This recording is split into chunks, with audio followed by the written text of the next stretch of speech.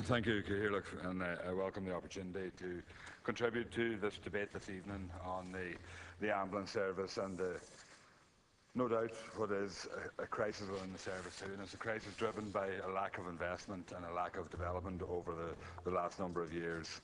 There's no doubt, and I think other speakers have said it, but I think it deserves to be echoed, that the staff in the ambulance service are 100% committed to the service. They are very highly trained, and I think the development of advanced paramedics over the last number of years is very significant and very important, and means that the ambulance crews can respond in a very full way when they do arrive on scene.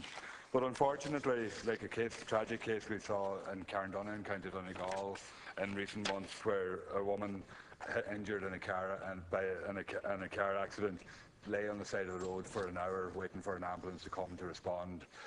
That's too often and too common across rural Ireland. And it's those situations that are driving a motion like this and bringing it forward. And those are situations that we can't allow to continue. But I think it's symptomatic of what has happened to our health services right across the board, and what's happening within the ambulance service, I think, shows what's happening everywhere else in the health services, where a lack of investment and a lack of funding is causing this crisis, where there simply isn't the ambulance crews available in the country to be able to respond to emergency calls.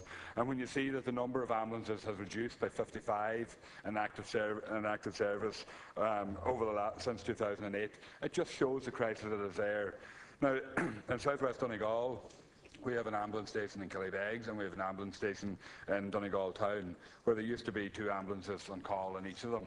Now there's only 1 on call in each of them, and 1 ambulance to travel over and back between the 2 to provide cover. So that's a reduction in service no matter what way you look at it. And to respond to a life-threatening call from Killybegs into Glencullen, the best possible time you could make it in would be in about 30 to 35 minutes.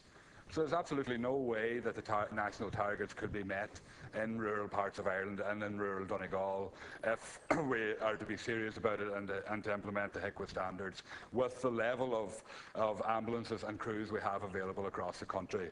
And that is the problem, and that's the problem that needs to be addressed. The only way to deal with this is to provide the ambulances, provide the crews, and the people who are highly trained and they're dedicated to that service and will play their part in saving the lives of our citizens if we step up to the mark and provide for the service for the future.